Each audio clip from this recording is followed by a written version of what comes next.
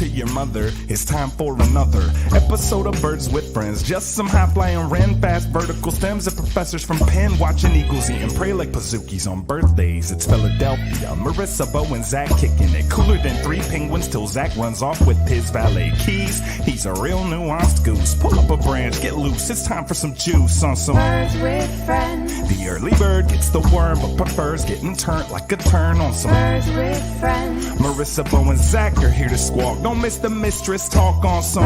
You know the term salt of the earth? I guess I screw up the term. I call it dirt of the earth.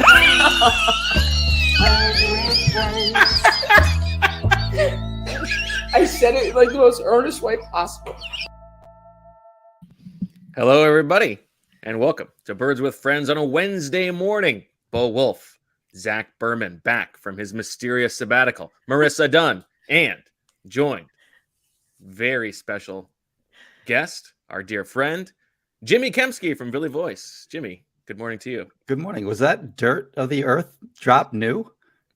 I It think was brand new. Well, it brand was new? yeah, brand new. First use in the intro. I think it was from the Combine week. It was from the Combine. Yeah, Okay. Yeah. for sure. Zach, I like that. classic dirt of the earth.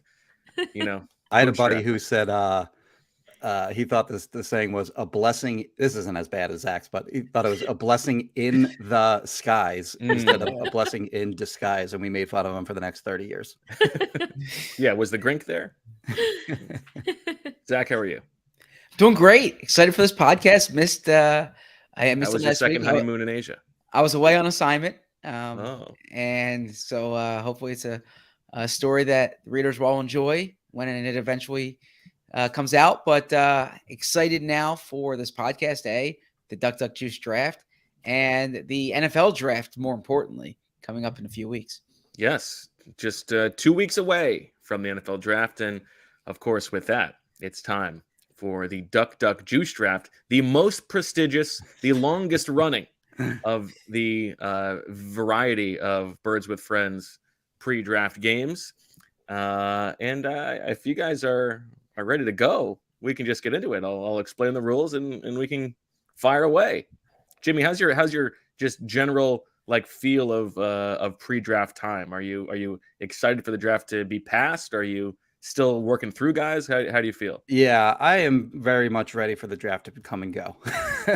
Because as you and Zach know, of course, the Eagles were in the Super Bowl. I don't know if you're aware of that. But when the season extends a month or more later than is anticipated, then everything kind of scrunched together. The off-season stuff from the NFL Combine to the owners' meetings to free agency, the draft, and then after the draft is over, we finally really get our first solid break since last late July.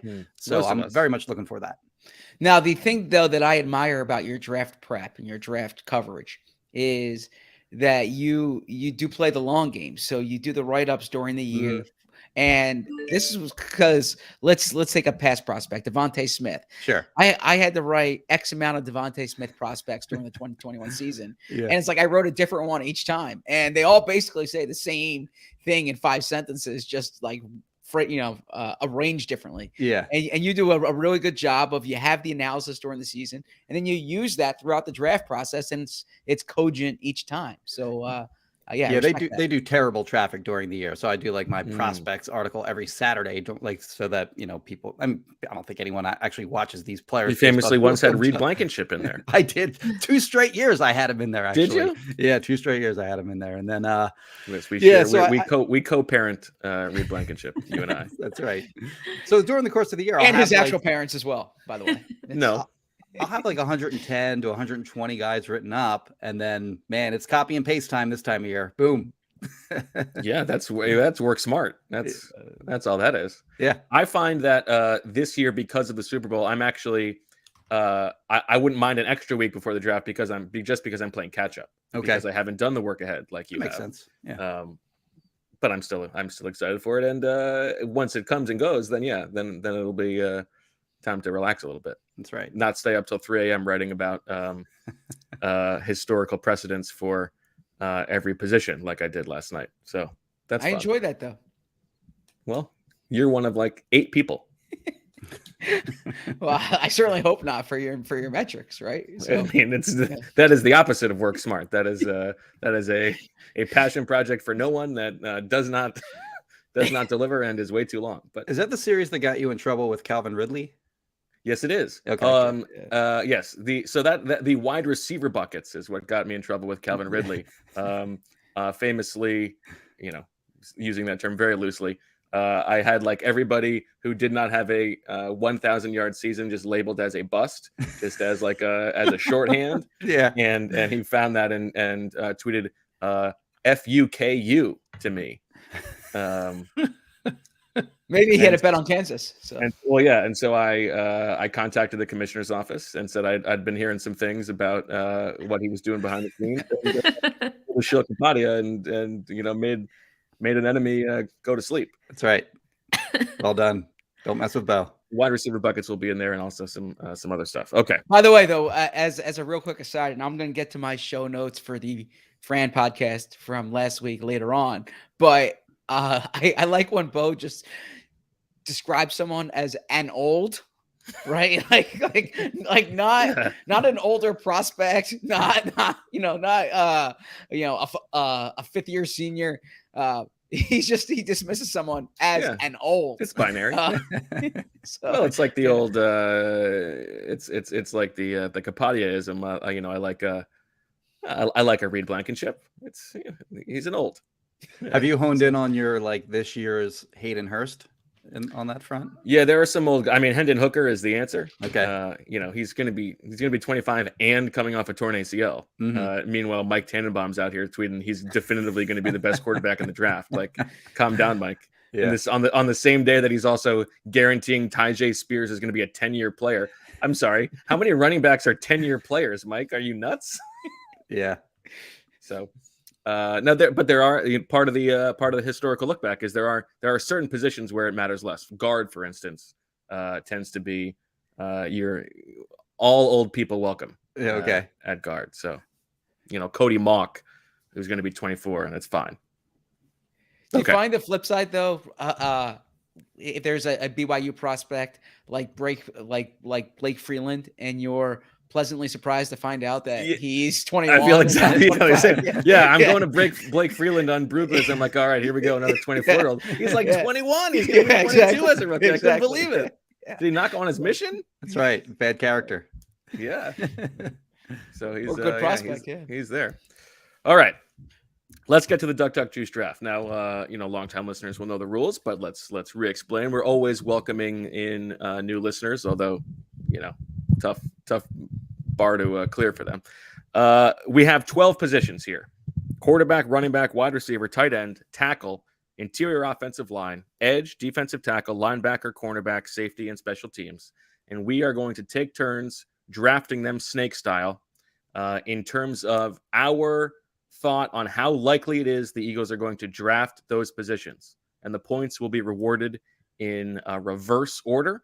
So a first-round pick for your position is worth 7 points. A second-round pick is worth 6 points. A third-round pick is worth 5 points, and on down the line.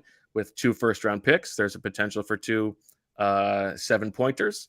We'll say that a tie actually goes to the whoever hits the highest. Okay, but ties are unprecedented in Duck Duck Juice history. This is the 6th Duck Duck Juice draft in Birds with Friends history. Began in 2018. Bo Wulf won the first one. Bo Wulf won the second one. Zach Berman in his first year on Birds with Friends took down the 2020 Duck Duck Juice draft. He backed it up in 2021 by winning again. In 2022, Sheila Kapadia won his first Duck Duck Juice draft. So it's 2-1. And the stakes here, the operating procedure here is that the defending champion gets to decide the draft order. And so Jimmy, because you're stepping in for Sheila, you will get to decide not only where you pick in the snake draft, but where Zach and I pick as well. Oh, well, that's easy. I'm going number 1. Okay. Now, no, go ahead. No, go ahead. What were you going to say? No, I was going to say you and I were texting offline. There are some possibilities of guys who could be undetermined, right? If a Peter Skoronski is drafted, is he a tackle or an interior offensive lineman? I think what we have said in the past is if it's not obvious, then we will take it to rookie minicamp, and wherever they line up first is what position counts. So if it's a nickel safety prospect, we got to see if he's a corner or a safety, interior offensive line / tackle. Sometimes the adjudication does not happen right on draft weekend. How about where the Eagles announce him? I think we've said that in the past, but sometimes they do DB or OL. Yeah. So there's ambiguity. Okay. You know, it's not just like what flashes on the screen on NFL Network. It's if they announce him as a tackle, then that counts, I suppose. But it's like the year. You know, there's a just for the duck juice heads.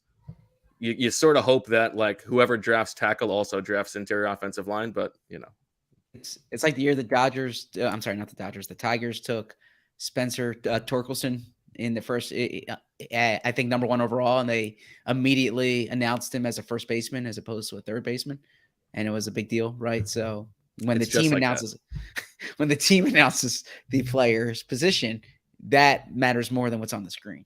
Yeah, that's like Nate Gary. They announced him as a linebacker unexpectedly. Stevens as well. Yep. Yes, Jacoby. Yeah. Okay. All right, Jimmy. What do you think? Who do you want to put? I will go Zach 2 and Bo 3. Okay. For no reason. Well, Bo likes the. He likes the 3-4. I think I'd prefer to be. I think I'd prefer to be in the 2 spot. Okay. Okay. All right, Jimmy. Well, would you like the trade?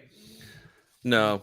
Okay. We traded last year, and it was met with revulsion by the sickos. So okay. All right, I think Jimmy. The number 1 choice is very obvious. I'm going edge rusher. You think so? Okay. Yeah, because I think there's so many different ways that they can land on that. You can trade up for, like a Will Anderson. That's pretty unlikely, but it's possible. I do think that is their dream scenario.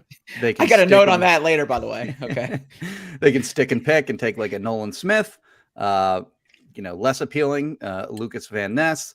Who's the third guy? Oh, Tyree Wilson. If he drops, you can maybe stick and pick and take him at 10. You can trade back, take any, either, Smith or Van Ness. If you trade back a little bit, the back end of the first round, you can maybe get like a Felix Anaduke Uzama if you like him. Nicely done. So McDonald. I think Will McDonald. There's just so many different players you have a lot of different options, a lot of different ways you can end up with an edge rusher in the first round. And I'm going big points, baby. I think there's a chance that edge rusher doesn't get taken at all. But I think that's the only thing that worries me. Yeah. As I was setting my board, I agree. I mean, it's a position that we know the Eagles value at the top of the draft. They haven't used a first round pick on an edge rusher since Derek Barnett. Yeah. With 2 first round picks, you would think that they would want to restock that holster, add some more fastballs, if you will. But yeah, it is possible that if they don't get one in the first 2 days, that they don't bother doing it, beyond that. But among those names, go big or go home is what I say. Among those names that you mentioned, Miles Murphy was not there, right. and I'm curious because I seem to be higher on him than the draft media, draft analysts. What am I missing? Am I too influenced by the fact that I've watched this guy for 3 years at Clemson? That he was really promising as a freshman. That like the tools, like to me, for instance. There's very little difference between Miles Murphy coming out of Clemson and Rashawn Gary coming out of Michigan. Okay. And Rashawn Gary's an awesome player. Yeah, no, I didn't omit him for any particular reason. I just just didn't come to my head when naming guys. But yeah, he's certainly a possibility too. I think if you trade back or if you're trading up from 30, I think actually there's some people who think he could last until like the end of the first round. If you can get him at 30, then I think that's a great value. But he's got great size and all, like 6'5", 270 something, I think. Yep. Maybe 260. Yeah, around a 4.53, I think. And, so I mean, he's got everything you want, and he's not more than 7 sacks in the season. You might like to see a little more than that. But. I think he's 21 too, isn't he? Yeah, he'll be junior. Yeah, he'll be 22 in January. So absolutely, he's another potential option at edge for me as well. Throws a great fastball as well.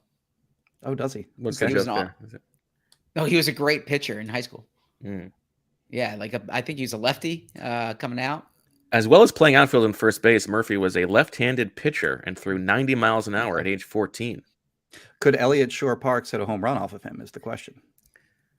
I don't think he'd be No. sniffing contact, although that would be a I don't good. think so. They should draft him just for that content. Yeah, agreed. Yeah. All right, Zach. Was Edge number one on your big board, or are you getting your top ranked? I'm actually getting my top ranked position here, Okay. and I understand Jimmy's logic, but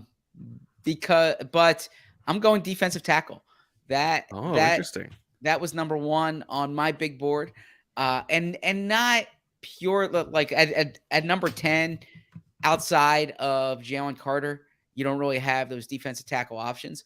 But I think in the first 2 rounds, they're going to take a defensive tackle. A matter of fact, if you're monitoring the pre-draft visits, they're bringing in a lot of those D tackles in that late first, second round period. You know, your Jervin Dexter, you go on down the list. Who's monitoring those pre-draft visits?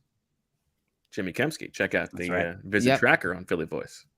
And I think it's a position where the Eagles need, like, they need someone who can play. So you're thinking first round, second round, because unless you're counting on Kentavious Street or Marlon Tuipulotu to really be a factor there, I'm thinking that you lost a lot of snaps with Javon Hargrave, and that's not just going to be compensated that's not just going to be compensated with Jordan Davis and Milt Williams in there.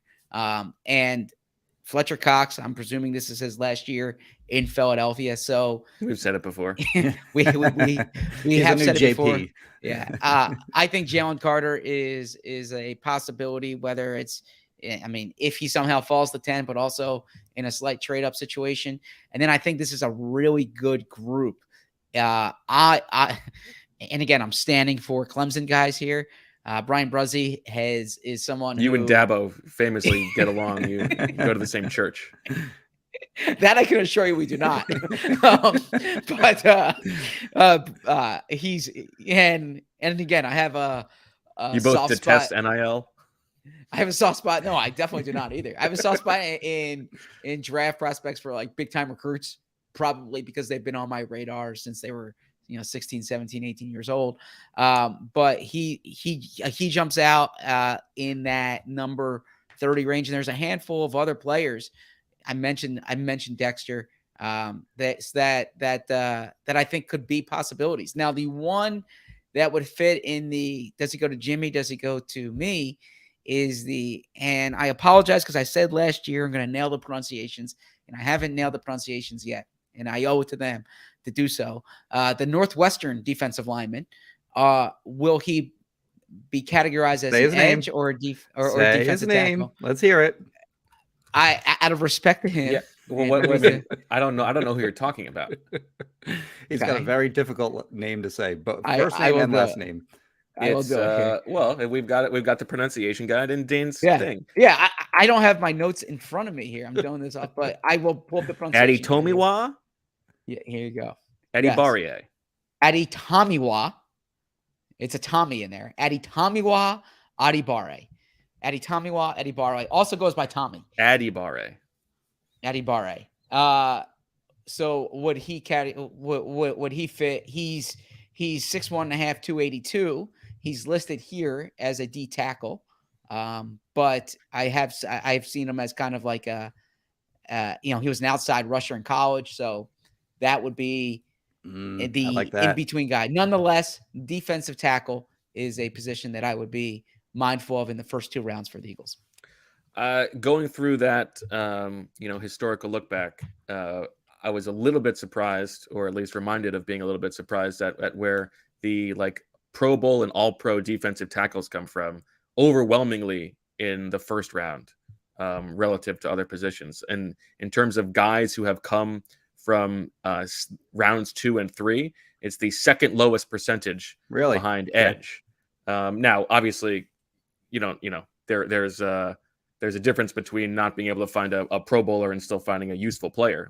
Milton Williams in the 3rd round is a very good pick. But of the 29 guys who have been Pro Bowlers or All Pros over the past 11 years now, there are 5 of them who were drafted on day 2, as opposed to 18 who were drafted in round 1. So Not that there's like a huge difference between picking at 30 and if you trade back to like 35, but there are guys who have been drafted at the end of the first round who have been successful. And now, where do you guys stand on Kempski? I mean, you watch like his highlight reel, and it's very entertaining. And he obviously can make plays. I haven't watched enough of like that's all I've watched. It's just highlights. So like I don't know what he looks like, going up against a guy he's given 50 pounds to. Maybe not the best, maybe not the authority to speak intelligently on his negatives, but in terms of a guy that can just create havoc in the backfield, yeah, he can give you that. Yeah, I kind of like the profile of Kempski as the like when you have the benefit of 2 first-round picks. Mm-hmm. If you were able to get him with the second of those 2 picks and take the roll of the dice, I kind of like that. I wouldn't want him as the headliner just because there are questions about the size. Yeah. But theoretically, as we talked about last week, like part of the benefit of having a guy like Jordan Davis is that you can free Kempski up to play one-on-one a little bit more. So it as like a relative luxury, I could see it. Although I don't know how you guys feel. I am like, I would be very surprised if the Eagles pick at 30. Wouldn't you guys? Yes. Don't you think they're going to try feels to like a prime trade out spot? Yeah, like exactly. Huge. I would put like 80 turkeys on them trading out. Okay. And I think that the pool of players that the Eagles are considering at 30, I can't imagine there's this really strong outlier. There's probably a bucket there of 8 to 10 players that they think they can trade down into the early second round and still get one of those guys. And by the way, that was their logic in 2020. I'm sorry, in 2018 when they were drafting at 32 and they traded out, and they were looking at a lot of early round, or they were looking at a lot of receivers, Christian Kirk included. They traded back. Dallas Goedert was on that list at 32, and they actually traded up in the second round because those receivers those pass catchers were and running backs were going off the board early. But I don't think they're going to be sitting there at 30 saying there's one guy here who's totally different than the rest of our list. So I think they would be more apt to trade down and add picks, whether it is in the middle rounds this year or a high pick next year. All right, I've got 3 positions I'm choosing between here. I think Zach's going to get good value with his next pick. But I'm gonna start actually with one that I don't think is going to be in the first round. But if you tell me, water gun to my head, what's one position the Eagles are definitely going to draft over the course of draft weekend? To me, that is running back. I think they are absolutely going to draft a running back, and I would be surprised if they don't add one on day 2. And so I think I'm looking at 6 or 5 points here. I think that it is. I think the Eagles are always going to value offense. We know that they don't want to draft a running back in the first round, but the easiest path to getting a playmaker who can make a difference in the offense is with a running back. Rashad Penny, they gave like no guaranteed money to.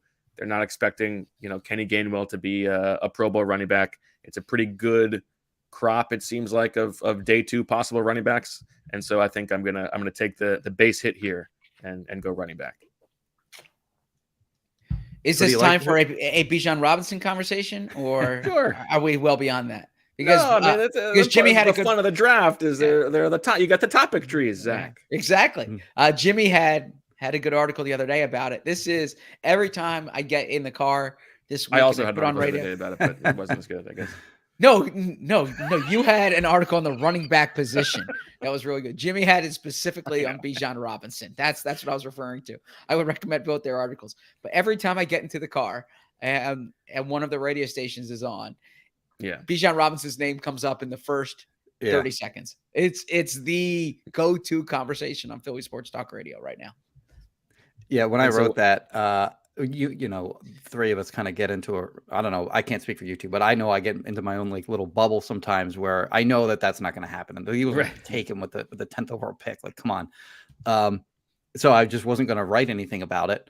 And then, like Zach, that's all I'm hearing about is in the car. You turn on WIP, and that's all they're talking about is Bijan Robinson. So I'm like, all right, I guess maybe there's enough people out there that maybe don't understand the reasoning why you don't take a running back that high. So I just kind of laid it all out. And a lot of people didn't like that article. Like there's a lot of people that it was actually one of two extremes. Some people were like, yeah, duh, like no kidding. Thanks, Captain Obvious. And then there was the people who were like, I hate you and I hope you die. So there are a lot of people that really want the Eagles to draft Bijan Robinson. And I get it. Like it'd be super fun to watch him in the Eagles offense. I think that's probably the most entertaining pick that they could possibly make, but it's just not what their MO is. And it just doesn't make sense. Like, Bijan Robinson, like, is awesome to watch. He rules. But like, first of all, the track record, as you wrote about, the track record of first round running backs is not that good. Like, okay, let's say he's Saquon Barkley. Okay, you got 2 good years out of 5 years. This was the number 1 rushing offense, like historically good last year. They don't need a great running back. Yeah. And then, you get to the positional value. You're not going to sign him to a second contract. It's not what they do. Although I wonder if there's an undercurrent here where as WIP moves to a post Angelo world, they have to revisit, Angelo's most famous right, pre-draft stuff. And so it's like you gotta hit the playbook. A trivia question for the two of you, actually. Sorry to cut you off there, Zach. There's one running back in the NFL who is projected to be a starter for his team this year who is over the age of 30. I know the answer because I read the article. Okay. But how about you, Zach? I did read the article, but this is not jumping to. He's a former Eagle. It's a former Eagle. It's a former Eagle. Who am I missing here? What do you put on your hot dog, Zach? What's that? What do you put on your hot dog? I put on mustard and who I going with mustard? Oh, close. Yeah, you almost got it. Just keep saying mustard over and over. You'll get it. Raheem Mostert. There you go. Yes, okay. There you go. All right. That's a good one. And actually, along those lines, this is the point I was about to make, is that I think Howie Roseman is operating with a different operating principle than the argument that's being made to draft Robinson. And the argument that I hear being made to draft Robinson is that the Eagles are this Super Bowl champion, this Super Bowl ready roster, and that if you're going to draft a running back early, you do so with a team that's ready to compete because you're getting these prime years while the team is competitive. And I actually think Howie Roseman's operating principle in this draft at number 10 is he doesn't expect to draft number 10 for a long time. And he wants to use this chance to get a blue chip building block player at a priority position. Mm-hmm. So maybe not someone who is going to tilt the Super Bowl odds this season, but that when we talk about your Lane Johnson and Fletcher Cox and the guys who are like the great first round picks that he's had, and they've been the top half of the draft, 6 years from now, 8 years from now, I mean, if they're really lucky, 10 years from now, that's a guy they hit on this year. So I don't think he's focused on how this shapes the 2023 roster as much as the long-term roster, because this is the chance to get one of those players. I totally agree. And that's why I think it's a real possibility, even without, too many picks this year, that they try to move up from 10, because I think Howie wants to get a guy who everybody on the staff loves. Mm-hmm. And so we'll see if that's possible, but I think that's right. All right. Because of that, Zach, you talked me into it. I was on the fence here between two positions, but I'm gonna go with the position that we know at the top of the draft the Eagles will value more than the other. It seems like it could be another red shirt possibility for an early round pick, but I'm going to take offensive tackle. I think that if you were to not even look at the roster and say what position would Howie Roseman like to use the 10th overall pick on, tackle is a good answer. Is that you, Marissa, by the way, putting up those graphics? Bo, RBOT? Me. Love that. Keeping track so we know who everyone's producer in drafted. the business. You know what we should have too, maybe next year, like where the pick is in for like ESPN. Where it goes, Oh yeah, like I like that. You got it, Jimmy. After you win this year and come back to defend That's your right. title, we will have that for you. That's a demand that I can make, or I'm Yes. just not going to do it. Absolutely. Bo, which offensive tackles do you like? I like Paris Johnson.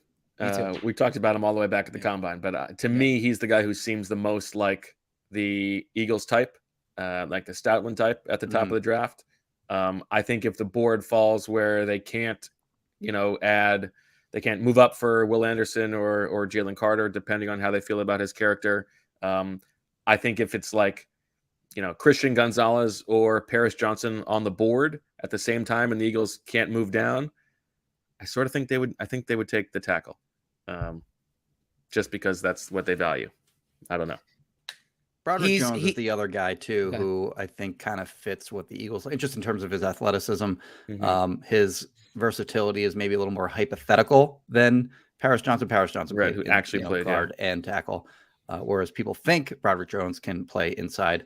Definitely can play tackle. But I think in terms of the redshirt point, he only has 19 starts in his career at Georgia. Was only a full-time starter for the entire season for this past year. So he's a guy that, maybe makes sense to groom him and turn him into a player that, will start in, 2 years or whatever, when Lane Johnson hangs it up.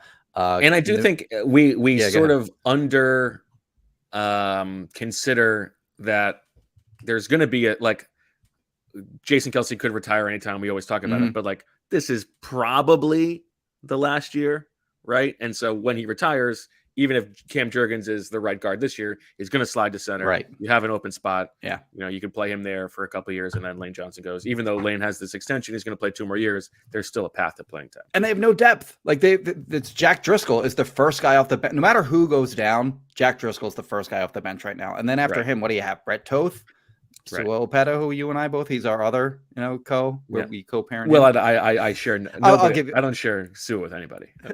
All right, I'll say that I left the family for a while and then came back a few years later. So I'm like, you're invited to the cookout. I'm the bad dad. With Sue. But yeah, so you look at the last 2 times they went into a season with bad depth, and it's 2020. And when they had the guy who's Jamon Brown, who's fixing his gloves while Carson Wentz is back to pass, one of the best that got Doug Peterson fired that season because their offensive line had so many injuries.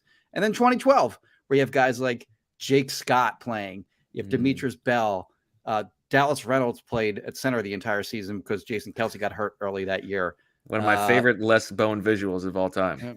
Danny, the Skaversky comment. And Danny Watkins got starts that year. So, and that got Andy fired that season, essentially. So they are very cognizant of how bad, how seasons can turn sideways if you don't have awesome offensive line depth. And I think a fan looks at that and goes, I'm not drafting a guy 10 for depth. And of course, that's not the reason that you do it. You're looking for a starter for the next, dozen years or whatever. But in the short term, it does give you another capable body back there in case guys go down as they usually do. Right. Drafted Leonard Dickerson without a spot to play, and 4 games into the season, he's starting. Right. Yeah.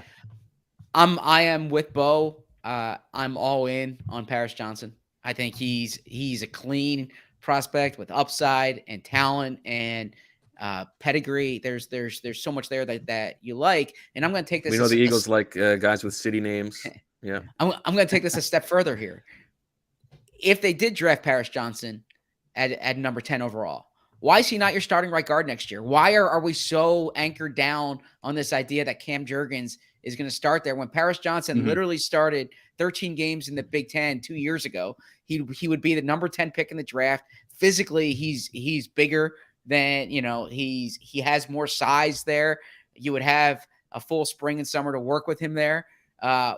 I understand that they drafted Cam Jurgens in the 2nd round last year and that they cross-trained him. But Cam Jurgens is someone who does not have that right guard experience.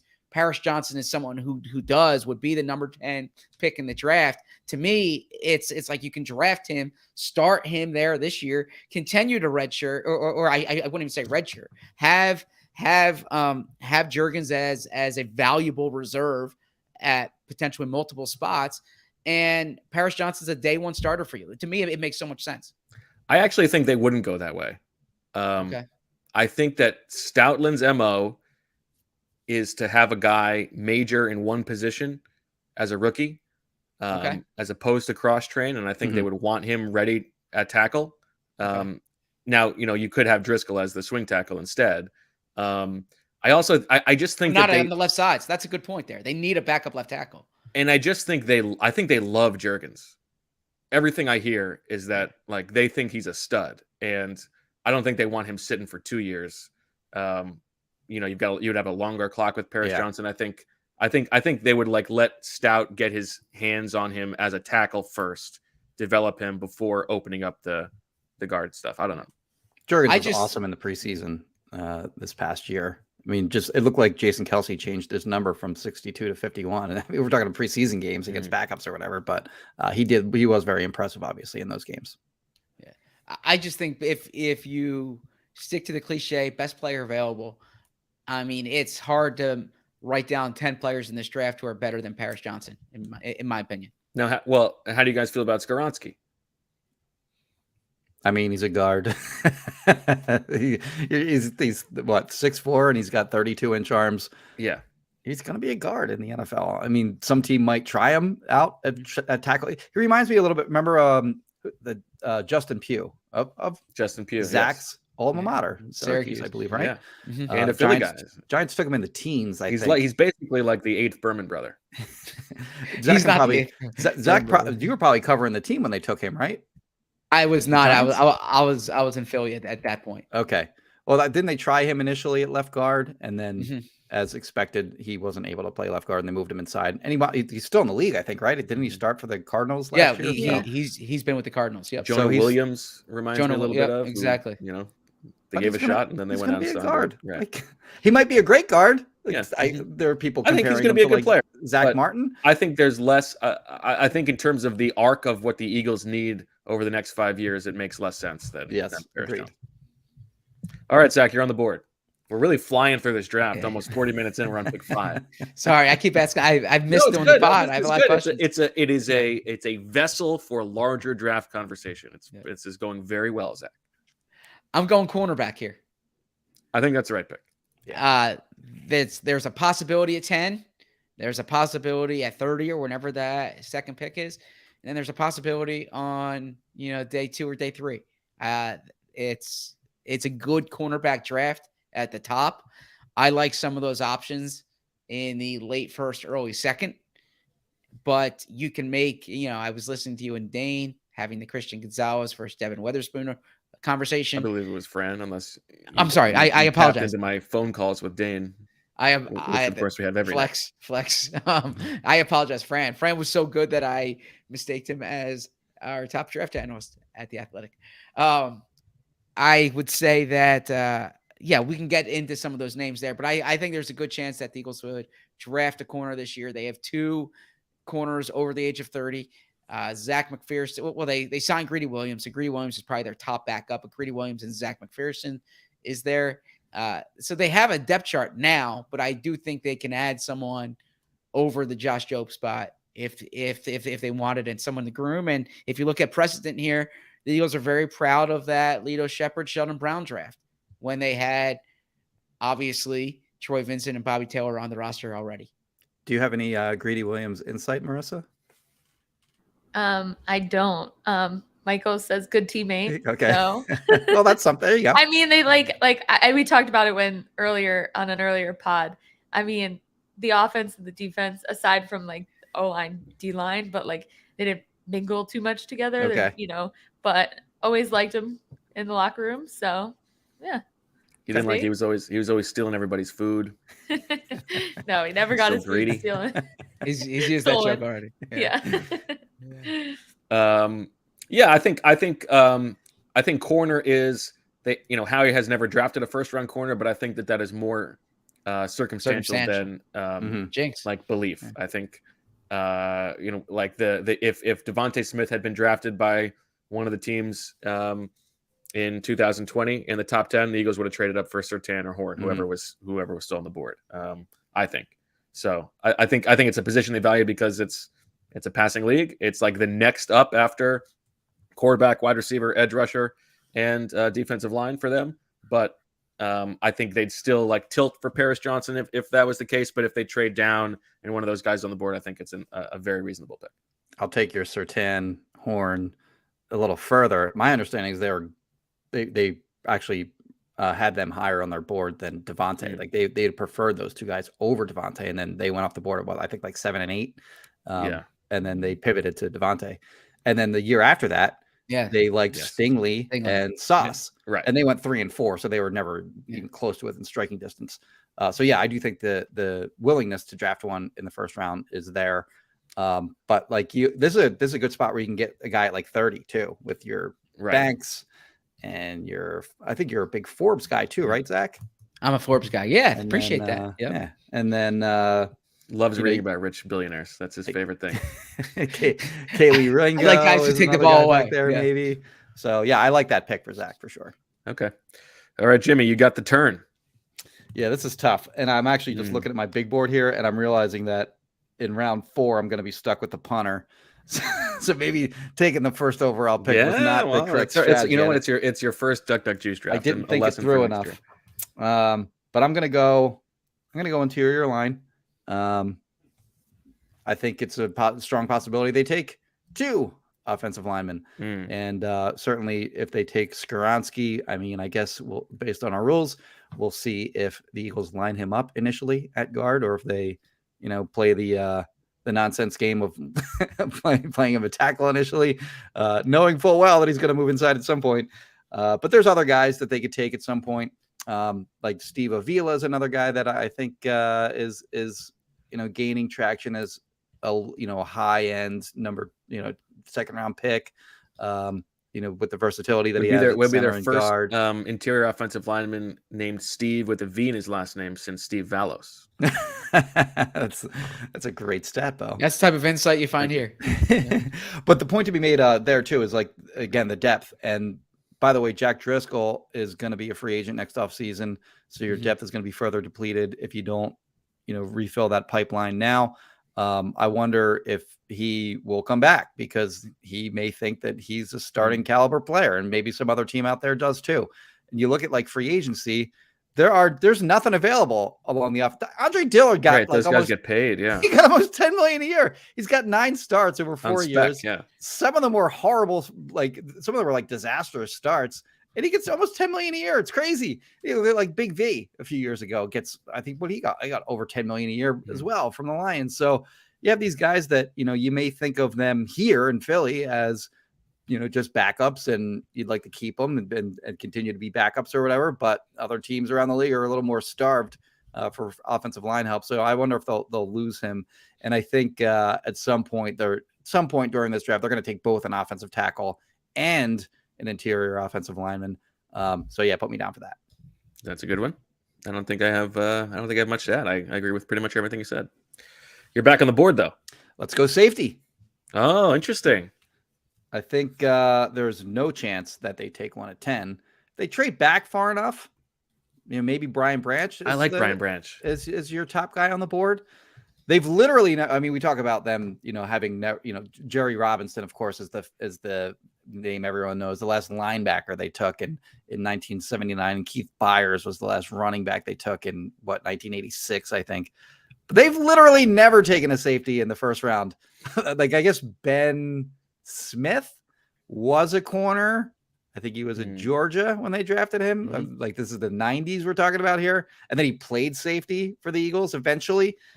But they've never actually drafted a safety in the first round. So I think they'd be open to it, especially for a player like Branch that has corner in his background and can sort of fill the same kind of role as a Chauncey Gardner-Johnson. And then there are a lot of other players that are like that in this draft that have that corner safety versatility, like a Jamie Robinson from Florida State, for example. So I think this is a position that maybe they don't take in the first round, but in rounds 2, 3, if they trade back and one of their picks, and they add some early day 3 picks in rounds 4, 5, 6, then I think that's a primary to get a safety there as well. So it's a position that obviously they're not super strong at right now. They of course added Terrell Edmonds. They have our boy Reed Blankenship. They added Justin Evans. I love when they added Justin Evans, by the way. Like 5 or 6 beat writers were immediately like, don't think they're done adding safeties. Like almost within like a minute or two of each other, which of course we all know what that means.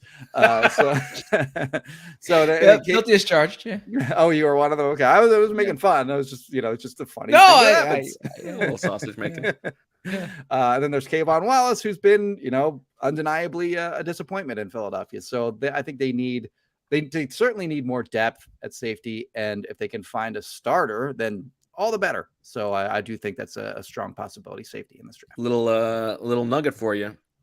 Safety, the highest percentage of Pro Bowlers or All Pros who have come on day 3 of the draft, relative to every position.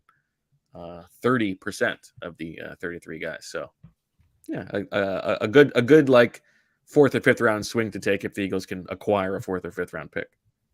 Again, this is my 4th year on the podcast now, so longtime listeners know that I probably have a type, and I lean toward big school players.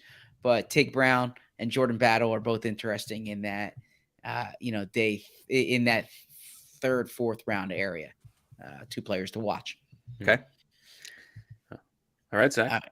I'm up here. I'm going to go wide receiver, and I was debating here between 2 offensive positions, between 2 skill spots, wide receiver and tight end. But ultimately it's a good tight end draft, but I went wide receiver because I think they have spots clearly on the roster they need to fill there, in that they have their top 2.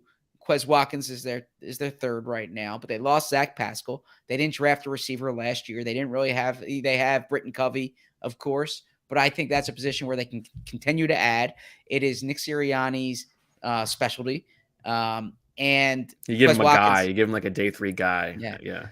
Quez Watkins is going to be a free agent this year. So he's someone who they're going to need that 3rd receiver next year anyways. And then to add to it, if you go with the Bo theory after the Super Bowl, that this just shows offense matters so much more than defense, and they just need to build this great offense. And if you can just keep running out good players, if the Eagles are in a position to draft based on luxury, and they're sitting there in the late 1st round, early, sometime in the 2nd round, and there's a really good wide receiver on the board, and you say, we're just going to keep doubling down here, we're just going to keep adding talent. This isn't the wide receiver class that we've seen the past 2 or 3 years, but there's always good receivers you can find round 2, round 3, and I think they could be in the mix there. Now, Zach, you had a mock draft published yesterday in which you had Darnell Washington, the Georgia tight end, as the 2nd round pick. So talking out of both sides of your mouth here. Why go wide receiver over tight end? I'm not talking out of both sides of my mouth here, Bo. I am. Why not? Why not go tight end? Yeah. So I'm not going tight end here just because I think that the Eagles would go into next year with the depth chart they have at tight end. I think they can add I think they can add a tight end. And if you've listened to this podcast the past few months, I've talked about how unique Darnell Washington is. And I believe, especially early in the draft, take unique players and then coach them up, develop them. But it's hard to find unique traits. And Darnell Washington's unique. And there's a lot of, if you just look at Dane's rankings, there's a lot of tight ends in that group. But I think the Eagles went to the Super Bowl last year with Dallas Goedert, with Jack Stoll, Grant Calcaterra as their top 3. And the thing is that Jalen Hurts really trusts Jack Stoll. But I think I think they can live with that group again. Like I think if they didn't add there and they said, you know what, we won with that group last year, we can win with that group again. I think they're going to add at wide receiver, whether it's in the undrafted market, whether it's after the fact here, they're going to add at wide receiver. So for the purpose of this game, I think it's a better swing at a wide receiver than at a tight end. I think you're right. I think it is more likely that they use a second round pick on tight end than receiver, just because of the way that the board falls. And I think there's less like worry about upsetting the like locker room apple cart with AJ Brown and Devontae Smith if you add a tight end than if you add a second round wide receiver. But I think it is more likely that they draft a wide receiver over the course of the weekend than tight end. I think that's right. Should we have the Jackson Smith and Jigba conversation? Sure. Because I think he sort of fits the same theory or the logic of drafting Bijan, where you get this guy and now you have this super offense. Right. And Brandon, and it's a more important position. So right. Brandon made the point on BGN radio that like you just made, where you add another, for him, by the way, Jackson Smith and Jigba in 2021 at Ohio State had over 1,600 receiving yards. And then you have Garrett Wilson, who barely topped 1,000. And then Chris Olave had like 900 something. Garrett Wilson's the NFL rookie of the year this past year. And then Chris Olave is in the top 5, I believe, with the Saints. Had a great year for them as well. So like this guy was the best receiver, better than 2 guys that are already really good in the NFL. Right. The problem is he's a high volume slot receiver. So if he takes too many targets away from, target hungry players like AJ Brown and Devontae Smith, maybe it has an adverse effect on your, on how I think they're very conscious of that. Yeah. So I think the guy that they try to look for is sort of a low volume, big play guy, basically what Quez was supposed to be, but didn't capitalize on his opportunities in 2022.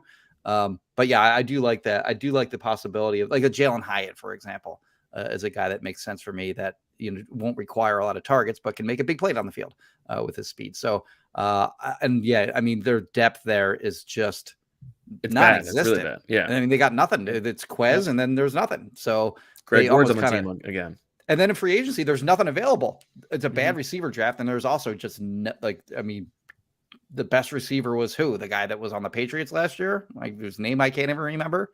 Who was it? Jacoby Myers. That was the best receiver in free agency this year. So Odell Beckham Jr. based on price. Right? Oh, well, that's true. Yeah, I guess Odell was a free agent too. But I mean, I guess of the guys that played last year, he was like the top guy, I would say, and Alan Lazard maybe as well. And then on day 3, I mean, it's not to like throw Zach Pascal under the bus, but it should be relatively easy to find on day 3 a player who can fill that role for you. Maybe not at the same level, but can do those dirty work type things, which they need. Do you have a day 3 sleeper receiver like you've had in the past? I'm not ready to go definitively on one yet. Although I did throw a sleeper in on the story that will go up later. But okay. And then also, are you able to be objective? I like Rashee Rice, aside from, of course, obviously Philly guy. Is he? Oh, that's right. Yes, Philly guy. And I like him. And then you have obviously got Andre Yoshivas and A.T. Perry. I was going to ask you if you're able to be objective with Yoshivas. Also, the other thing about Rashee Rice is that if you go based on explosive plays, based on the way the Eagles define it, I have to double check this because I ran these numbers a week and a half ago. But Rice was number 1 among draft eligible players in explosive plays, which the Eagles certainly pay attention to. There you go. All right, this is pretty Rice, easy. By the way, he was born in Philly, grew up in Philly, and moved. But if you go to his Twitter bio, he has Philly in there. I was gonna do a joke that like the day the Beast comes out, the first thing you do is you search for the word Philadelphia in the bio. Do you do that? Yeah. Well, it's more confirmation. Like I already know, Yeah, but there have to be some guys who you weren't aware of. So what's the first Philadelphia reference in there actually weren't. This is a bad year for Philly prospects. But what's the first Philadelphia reference in the Beast? And when I say it, you'll say, "Oh, this is obvious." Bryce Young. Yeah, there you go. Yep. Born in Wynwood. Yeah, there you go. I didn't know that. Mm-hmm. All right. Mike Jensen had a good story last year on it. This is relatively easy for me. I think it's having the 3rd pick is good here because you don't get stuck with either of the last 2. I'll take linebacker. Yeah. Because I mean, we know that they don't love drafting linebackers, but there's no position on the team with a greater need immediately than linebacker, even more than safety. And it's a position where you can add guys on day 3 who are playable and add on special teams. I don't think there's much. Although this is surprising to me, and is against what I would have guessed, is that the percentage of day 3 Pro Bowlers or All Pros is the lowest at linebacker relative to every other position. You don't find a lot of like impact day 3 linebackers, but the guys come on in round 3 a lot. And then I'm going to take tight end for the reasons we talked about. I don't think they need a tight end, like to add to the depth. They were already the best 12 personnel offense in the league last year. But I think that if you're looking for a sort of like when they added Goddard, as you wrote about, it was less necessarily about wanting to add a 12 personnel guy and more about this was the weapon that they could add. I think that's a possibility in round 2 for sure. Is there a tight end you like? And are you anti Darnell Washington? I'm probably anti Darnell Washington for the price you'd have to pay for him, because I don't see the like huge receiving upside. Interesting. Okay, I think he's a red zone. He's like a secret weapon in the red zone. I don't know that they need a secret weapon. I mean, they've already got Tyree Jackson. I'll give a quick argument against tight end, and this is going to sound ridiculous, but the Eagles love them some Jack Stoll. I mean, they really do. Jalen Hurts trusts him. You and I may not think about him ever, and the fans certainly don't think about him, I'm sure. They like you look at like the guys they've rested in like 2021 at the end of the year in the meaningless game against was it Dallas? I don't remember. Anyway, but the guys they arrested, he was among them. He was among the players that they're like, can't have him on the field getting hurt. He's fine. He's fine he's good at his role. And it's like he's exactly what we're talking about in a guy who you can play and like doesn't want the ball. Exactly. Right. Yeah. Like he's not gonna exactly. Right.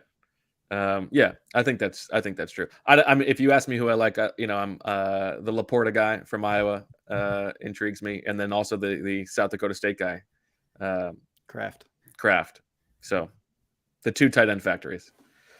Yeah, I just think like I keep hearing about Darnell Washington's production. First off, the best tight end in college football played in front of him, Brock Bowers. Okay, they didn't have to pass the ball that much to begin with. When he did catch, but when he was a 2nd-round pick on a tight end who wasn't the best tight end on his team. Well, Brock Bowers. Brock Bowers is incredible. But Darnell Washington, he was like 17, 18 yards a catch.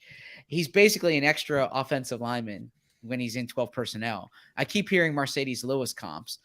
I think that he's got more pass catching upside than he's going to play for 15 years. Probably. But Mercedes Lewis has played for 15 years, right? So that's not like a horrible outcome.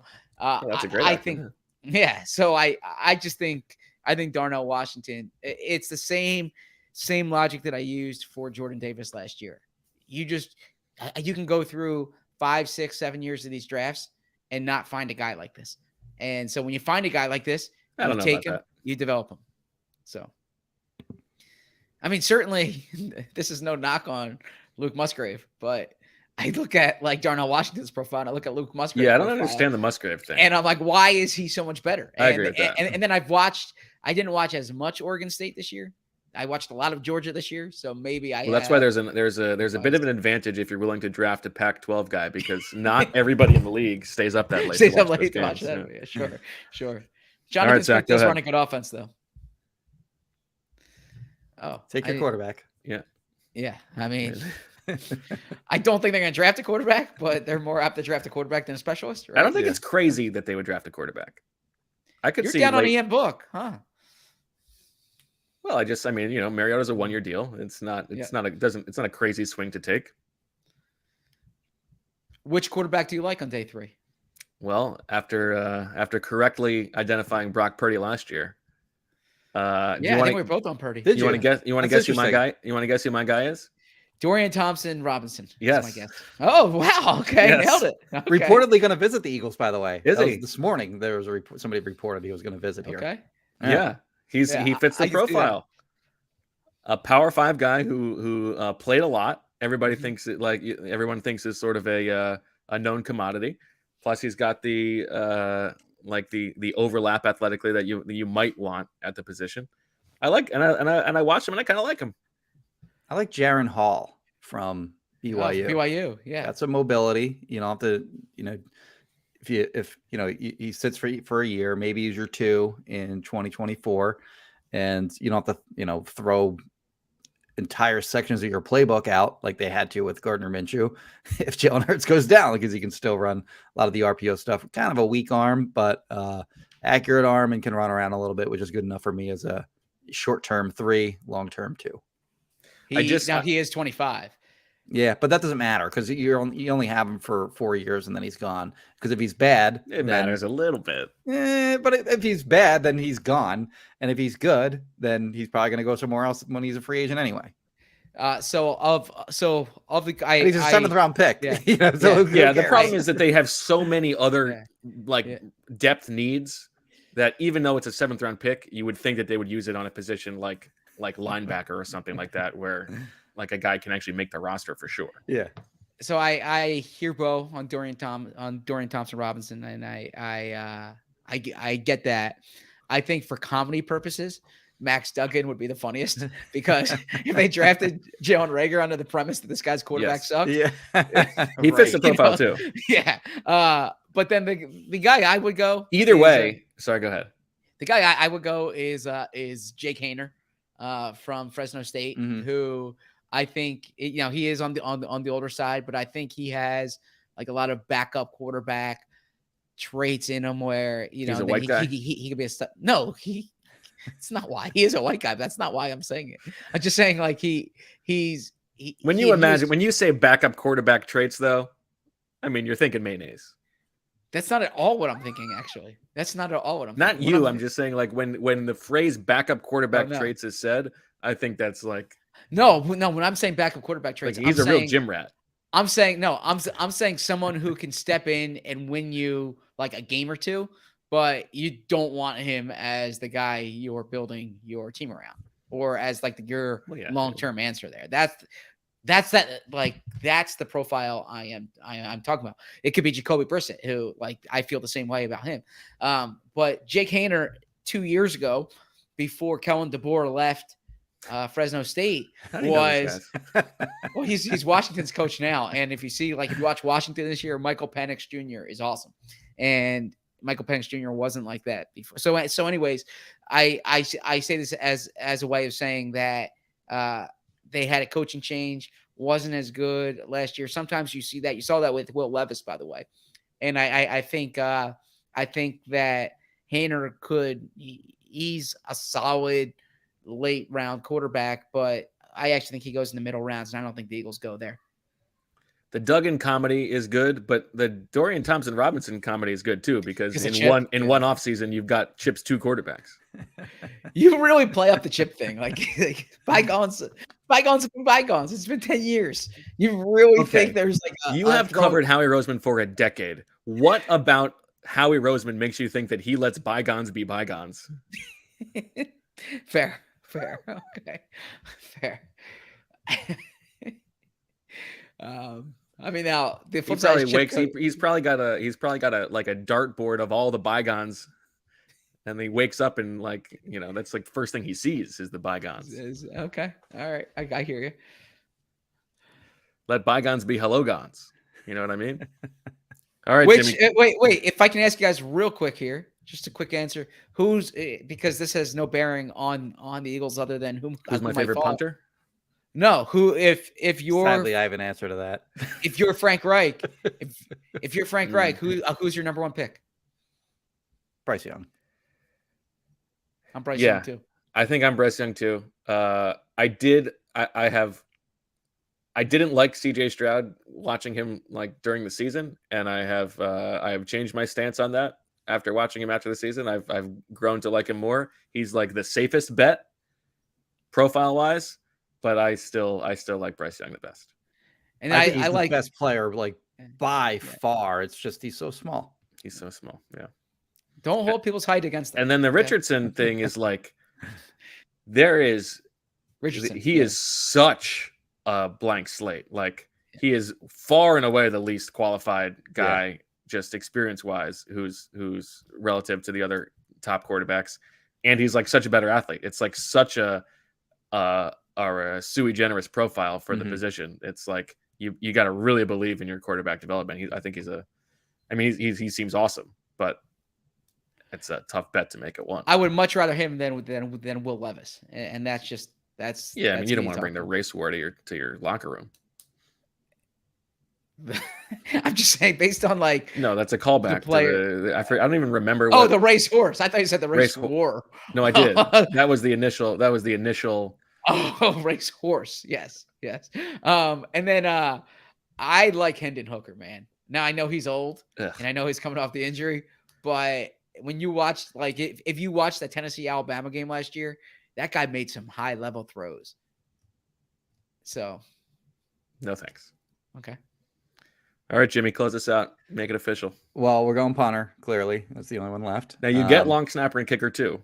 Oh, right. Of course, I'm not going to take either of those, but maybe a punter. You know, Aaron Siposs. Aaron Siposs. And so I can't see it because they only have 6 picks right now. So if they have 12 like they might next year, then sure, go ahead and take a punter in the 7th round. But they're not going to do that. But you know, they got burned 2 years in a row with Aaron Siposs in the playoffs. Just horrendous game against the Buccaneers in the playoffs.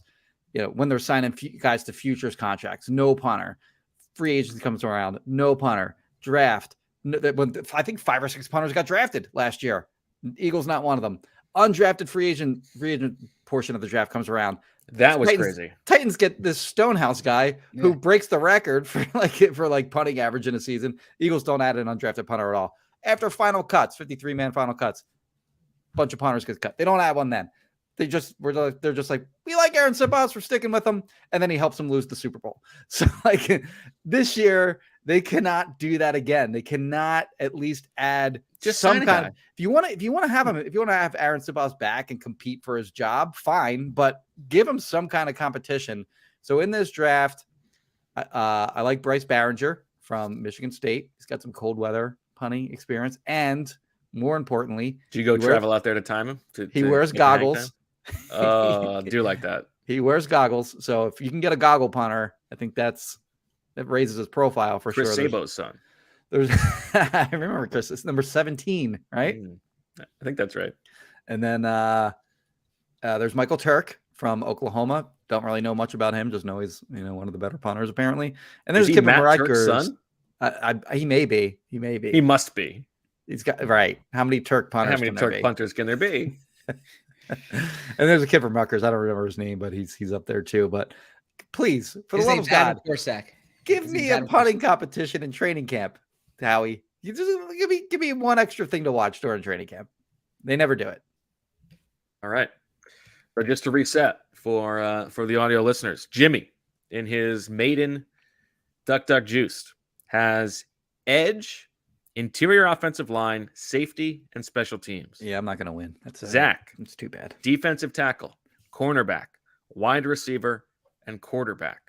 Bo, running back, tackle, linebacker, tight end.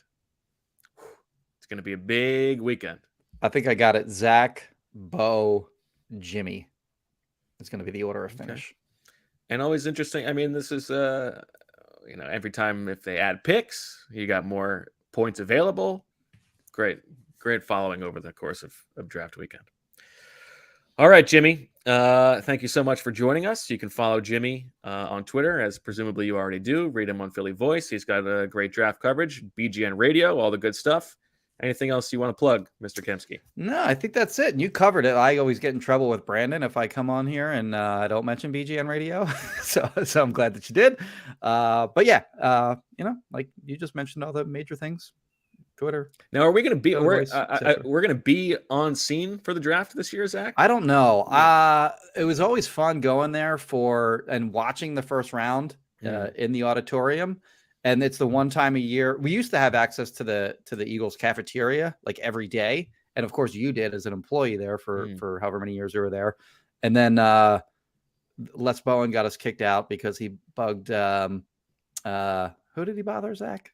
I don't think it was Les. I think it was somebody else. Oh, it's somebody else. Okay, my apologies to Les. It was Smolensky. Somebody was bugging Smolensky with some nonsense questions. I think that was off the record. It's not anymore. No, I mean, they're like, nobody said off the record. Get these media a-holes out of the cafeteria. I don't want to be interviewed by them. So that was it. And it was awesome. Like their food is amazing. And it was like $4 all you can eat and then gone.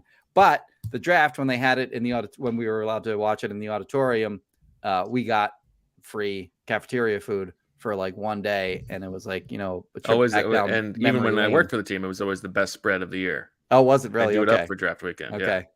So that was always fun. I don't know if we weren't back in there last year, right? And yeah, certainly we weren't in 20. Yeah. We were? Oh, okay. We were? In the auditorium or we were in the media auditorium. house? Were we in the Oh, media no, we were in house? the media house. We were in the media house. Okay, right. Just so for I night don't know. one? Is that that might just be No, gone. all 3 days we were there. They had like The the media Were there they press had a conferences? huge, Oh yeah, we were there Yes. because Peter King was there for the AJ Brown trade. Yeah.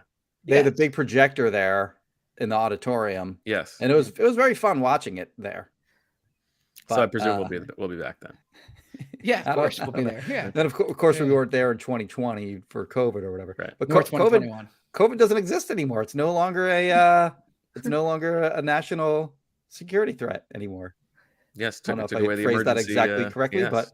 but yeah, COVID is over. Nobody's ever going to get COVID again, which is nice. All right. Jimmy, thank you so much. We'll take a very quick break, come back with Zach's notes that he's been holding on to, and then close this bad boy out. Thanks, Jimmy. Thank you. If you're like me, you love spring, but you may not love figuring out how to take care of your yard. Does anyone else just stand there in the store wondering where to start? That's where Sunday Lawn Care comes in. Sunday is everything you need to get the lawn you've dreamed of. This spring, go to getsunday.com/birds and enter your address to get a customized plan created just for your lawn. No trips to the store or hauling heavy bags since they ship straight to your home. All you need is a hose to apply Sunday.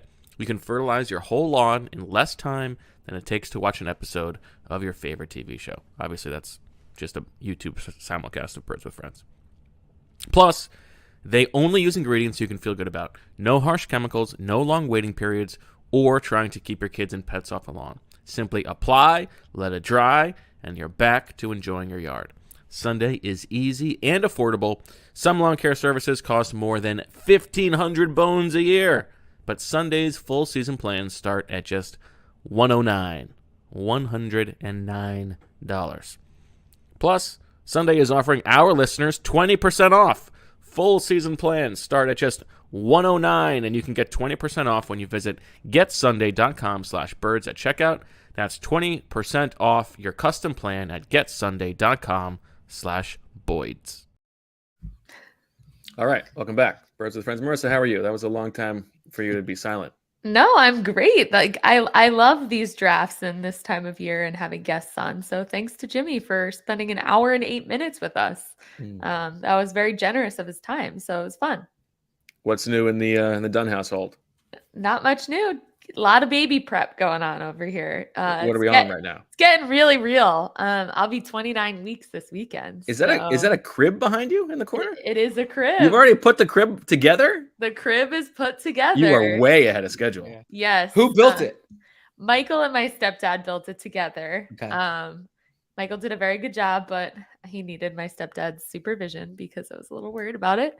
But he did an excellent job. He did the dresser. He doesn't say like, "I'm sorry, my hands are my livelihood. I cannot." He actually wanted to put it together. Like when we ordered it, there was an option for like assembly to come or somebody to come and assemble it. And he did not want to do that. He wanted to put it together.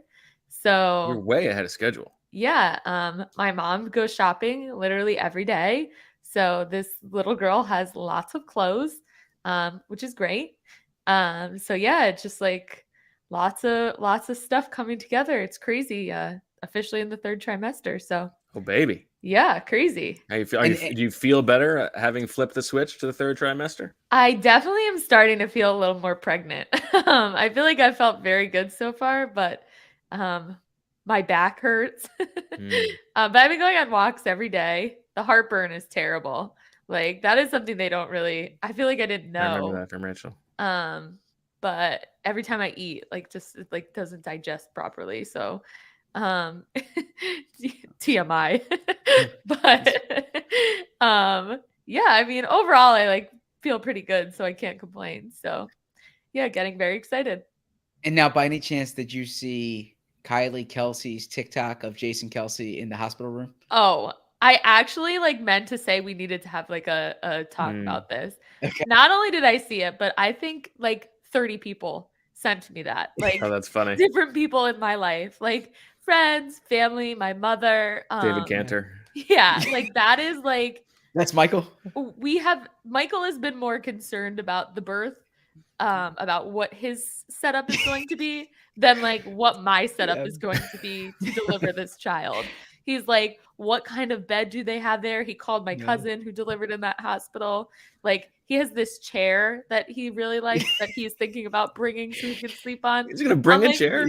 I was like, you're not bringing a chair. So when I saw Kylie Kelsey post that, how she put in parentheses, like the fan was better than the air mattress he wanted to bring, it hit so close to home because we had that discussion. So I've already told him I am like not good when I'm hungry. Like I am like the Snickers commercial hangry. So I was like, you cannot eat in front of me. Like if it's going a long time and you're, you know, like eating something, you need to like go outside in the hall or something because that probably won't be a good thing for you. But yeah, that was pretty great and happy that they had their third baby and, you know, all went well for them. But yeah, I can envision a similar process for me and Michael. So we'll see. I'll keep everybody updated. Of course, the video footage of Zach during the birth is just a puff of smoke because he's left the room to go to a Doug Peterson. No, that's not true. But I do the first one took a lot longer, like in terms of just like us sitting in the hospital room, and there's not, you're just kind of sitting there and they want the woman to rest, right? Yeah. So I did write an article in there. Like I wasn't going to go anywhere. I had my laptop. I had nothing else to do. So I did write an Michael's article. just doing some pass sets. Yeah. I don't know what he'll be doing. Yellow snow. As long as he is like, you know, in his own little space and we'll see. I don't know. I don't know how it's all going to go down, but that video was pretty great from Kylie Kelsey. So yeah. All right, Zach, what do you got? So two quick things. First, I'll preface it by saying it was a really good podcast. I felt a little like Wally. I felt like a little like Wally Pip. Fran was awesome, and his information was good. His delivery was good. And in addition to that, he does a much better job than I do of just rolling with your like jabs and jokes. And people are saying on the side, I didn't, it was too football heavy. Yeah. Well, that's because Fran doesn't, he just keeps going. And I respect, he just that's not true. I think he just motors through. I was trying to make it a little bit more football heavy. I think if I had wanted to get it off the rails, I could have. No, but every time you would make a joke, he would give like a 5-second acknowledgement to it and just go back to his point. This is not his first rodeo. We've done many pods together. His command was really good. My two notes, and these are tongue in cheek, but they're fair. Thanks for your heads up. The first being, I'm sure you saw the big hullabaloo of the Dallas Mavericks, who were still in playoff position, but their pick was top 10 protected, and so they lost to get in the top 10. And I'm just projecting here. Okay. I really think if they could have anybody, they would love to have Victor Wembanyama. And the joke here is you set this up with Howie Roseman. You're like, I think the Eagles could trade up. And I think I really think if he could trade up for someone, it's Will Anderson. And I was in California and I'm walking and California. Tease on the yeah, story. and Interesting. I was taking a walk and I'm listening to this podcast and I think I like may screamed out loud, "No shit, Bo!" Right? Like again, you're working blue. Like there's the drop. Like, yeah, Will Anderson's might be the best player in this draft. He is awesome. He's clean. He's a priority position. He has the most sacks. There are people saying that Tyree Wilson might go ahead of him. There are people who have Jalen Carter as a better player, just on tape, right? Like those things are true. Yeah, of course, it's not a crazy thing to say that he's probably the top player on their board. But my point is more that like I think Howie Roseman is like trying to figure out a way and hoping that he can get up there for him. It's not like a complete pie in the sky thing. Like I think if the board falls a certain way and he's on the board at 5, I think he's willing to really cash in chips. I hear you. I just think that's really obvious, and it reminds me. Okay, well, thanks, Mr. Robbie. Like, I mean, I'm sorry, I had Siri going there. So I keep activating my Siri. Okay, so Zach's getting all flustered now. I mean, no one loves it. Well, okay. Here you go. Say it, Bo. What? Well, go on. Say no. Go ahead. So this sounds fairly obvious, but a few years, like early in my time with the Eagles, when I had, I was having a conversation with someone in their front office, and this was a point in time when like the person would actually talk to me about draft prospects, and he said, "Who do you like? You know, like who's your guy in this draft?" And I said to him, I'm like, "Man, Clowney is awesome." And I was like, I haven't seen a prospect like Clowney. I love edge rushers, and this guy's just special. And I remember telling my brother about that. My brother was like, "Do you really think this guy who you're talking to thought you knew anything if the person you mentioned was the best player in the draft, right? The number 1 pick." So point being, yeah, I agree with you. They would love to get Will Anderson, but I thought you were going to identify someone in that like 6 to 8 range who they that's really the point, need though. to get. Is that I thought you were going to say like maybe there's an offensive tackle they love. I mean Will Anderson, yeah, of course. Well, yeah, of course. But that's the point. That's what I was saying. So that was my note for that. Very spicy note. Did you have a little like fire emoji next to that note? No, this is on my head. I didn't write down. I was taking a walk at the time, and there were two things, and then the other one, and this is like a draft jargon thing, and this is I get it. We all use like draft jargon, but so Fran was talking about a phone conversation that he had with Dane during the summer. And I think it was about Christian Gonzalez. It was either Christian Gonzalez or Devin Witherspoon. And it was, he calls him up. And I bring this up. So I was in an Uber. This is the preamble I will use for this. This is my Dallas Mavericks preamble for this. I was in an Uber, or it was a Lyft actually, last week. And I get into the car, and the Lyft driver is listening to a podcast about UFOs. And I didn't know it was about UFOs when I got in. And the conversation, I was like, what is going on in this conversation here? And so I had this in my head, like if someone walked in or if someone got into a Lyft or an Uber when this conversation was going on, what would they think they were talking about? And I would have to go back, and I should have written the transcript, but it was Fran calling Dane and was like, "Did you do him yet?" And then Fran was like, so Dane said, "Did you do him yet?" And Fran was like, "No, don't tell me how it was. I'm doing it next weekend." And then they spoke afterwards, and they said he was incredible. He was like the most. Wow, Zach. So, I'm just saying it was. Like if you got into your Uber or you got into your Lyft and you heard them talk about this, it could be anything. It could be a serial killer. It could be anything going on here. But I just thought this is one of those things where we take for granted what they knew. But even if Emily was in the car with me and I had that podcast on, she would be like, "What are you listening to? What are they talking about here?" So I thought that was kind of funny. I like that Zach took 1 week off, and his 2 notes. We needed to get the 2 sides of him. We needed to get him working blue, and then we needed to get horny Zach. No, that's not horny Zach. Okay, that is. I was making an observation. So but I thought it was an awesome podcast.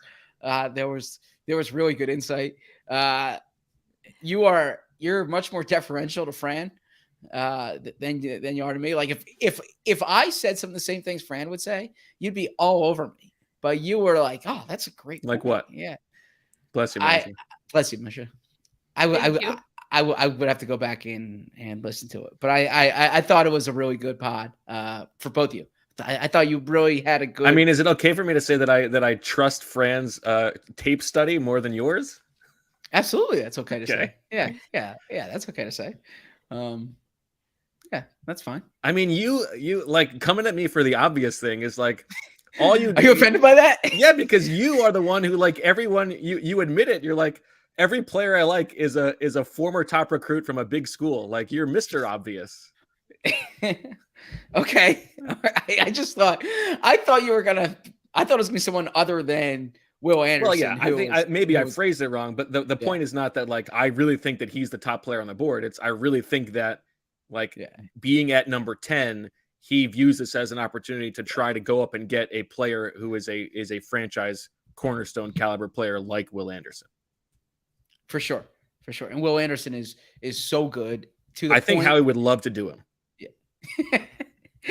To the point that I think sometimes, and you saw this a bit with Jameer Nelson, and this is a different scale, and that's an aged reference. You're hitting you got all the sport, like you're hitting everything. Yeah, but sometimes when Spencer a guy, Torkelson, we got when a guy's been on your consciousness for so long, that there can almost be like a prospect fatigue to him, and the idea that Tyree Wilson might go ahead of him is insane to me. Insane. Will Anderson 2 years ago. Will Anderson, he would have been the number 1 pick last year. Yeah, he would have been the number 1 pick over Trayvon Walker.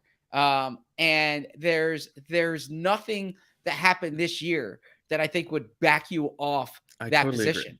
Now quarterbacks always go higher, right? So I get that. Like if quarterbacks go top 3 this year or top 2, if the Cardinals don't trade out, I totally get it. If you want to make the Jalen Carter argument, right, I get that too. But like Will Anderson to me is if I'm Jonathan Gannon, I say let's take Will Anderson unless you get this amazing offer from a team that wants Anthony Richardson or perhaps Will Levis, and you can't turn it down based on just the draft inventory that you get from it. To me, Will Anderson is such a no-brainer. Like take him, and he's a building block player. I totally agree. Yeah, it's wild to me that I mean, like the Tyree Wilson thing is crazy, but it seems, and it might just not happen. I mean, it might be smoke, and it might just be subterfuge, and he's going to go through overall, right? But I agree. If he is there, like, what would you think if the Eagles traded, let's say, their first, one of their seconds next year and their second this year to go up to 5? That might not be enough. Would you do 1? Would you do 1 and 30? If that was what it took to get it done? I would do 1 and 30 to get it done. Yes. I don't know. Because I would love to do next year's first instead. Really? I think next year, I think if you're just looking at it from like an odds perspective, I mean, the Eagles have the 30th pick in the draft next year. It's but you've got 2 seconds, and you need players this year. And if you're parachuting down and you want to use the second round pick to parachute down from, you're not getting that much. I see that point. I would trade both. I would try to trade both seconds next year. I would trade a 1 and both 2s next year, and and go get Will Anderson. And your third this year, like, yeah, sure. Yeah. I would do whatever it took if I could. Any borrowing from next year, I think I would do. Just because you're getting all those comp picks too. I think, and to get a player of that caliber at a position they value, I think, I'm generally anti trading up, but I think for Will Anderson, I'd be on board. So how many turkeys would you say they pick at 10 or higher? Well, what a great tease, Marissa, because that will be in Turkeys to the Kingdom, the Turkeys to the Kingdom draft, which we will do next week. Okay. One of the questions will be, put your turkeys on first pick higher than 10, at 10, lower than 10. Okay. Good tease. What a pro. What a producer. I'm curious. I can't wait to hear the answer. I just have a quick response to the anti-trading up. I am anti-trading up into like the teens, like from like 25 to 17, unless there's a guy in your top 10 that somehow dropped and there's such a clear difference. To me, I would rather have the draft inventory than trading up for someone who might not be like significantly better. I am not anti-trading up for a blue chip player. And I understand blue chips is a subjective term, but I think that to get one of these like star pass rushers, I am not anti-trading up to get a player like that, because I think you can't get guys like that otherwise. So, well, but there's just so much history that the notion that best is probably false, right? How many top five now? And now you did the historical charts here, but how many top 5 pass rushers failed? I think Andre Wadsworth. I mean, a Clowney to an extent, right? I mean, he was a good player, but he wasn't the number one pick in the draft. You were so high on him. Yeah, Courtney Brown. So I just named 3 off the top of my head right there. But Cleveland Farrell. I mean, well, that he won 4th overall, but okay, he had Solomon Thomas. Like, okay, all right, I see your point. It happens. Yeah. I don't think it's going to happen with Will Anderson. I just think that for Howie Roseman, I think the 2012 draft was like an origin story moment for him. That's the draft where, they were sitting at 23, I think it was, and there were like 6 picks ahead of them, and there were 6 guys on their board who they were going to be happy with. And, the stories are that he was telling the room, like, it's okay, be patient, we're going to get one of our guys. And they went off the board 1, 2, 3, 4, 5, 6, every single one of them. And then they had to parachute down, take a bad deal and draft Marcus Smith. And it was like, I think like a little bit embarrassing for him. And I think 2014. I thought you said 2012. Oh yeah, 2014. That's what I meant. Sorry. 2012 was the opposite, where he wanted Cox and he made sure he went to get him. Yeah. And I think that was like and then obviously he lost power after that. Didn't have a draft, came back to power. And I think he resolved that in his mind in the first round, he's going to make sure that he gets a player that he and everybody loves. And we've seen that they have traded up more than they have done anything else in his tenure, especially since taking over again. I think that is his MO. The draft may not turn out that way. They may not be able to move up from 10, and then it makes more sense to move down. But I think for the reasons you said earlier, like a team that he expects to be very good, they don't expect to pick this high again for a long time. I think he wants to make sure that they come away with a guy that they love. I hear you. I mean, on a much different scale. Okay. In my fantasy baseball auction this year, I adjusted my strategy where I basically said, like, I can live with the delta between a $3 player and an $8 player later on. Like, I'm going to make sure that I come away with a stud bat and a stud pitcher that I want, that I feel really good about hanging my hat on. And then I'll figure the rest out later.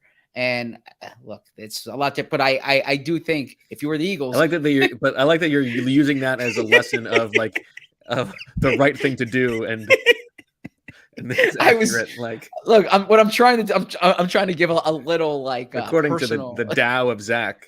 Like, No, I think that there's from if you apply that to the Eagles, like make sure you're not settling here, right? You have I wouldn't get caught up in this idea that that draft picks are swings anyways. You shouldn't be convinced that you know more than you do. I do agree with that, but I think you should leave this draft. You should leave this first round feeling really good, feeling like convinced about the guy you're taking.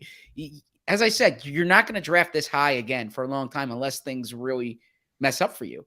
So come away with someone you say, Vernon Golston is brought up in the chat. Yeah, there are a lot of guys. Vernon Golston he was in top 5. He wasn't. What was he, 6?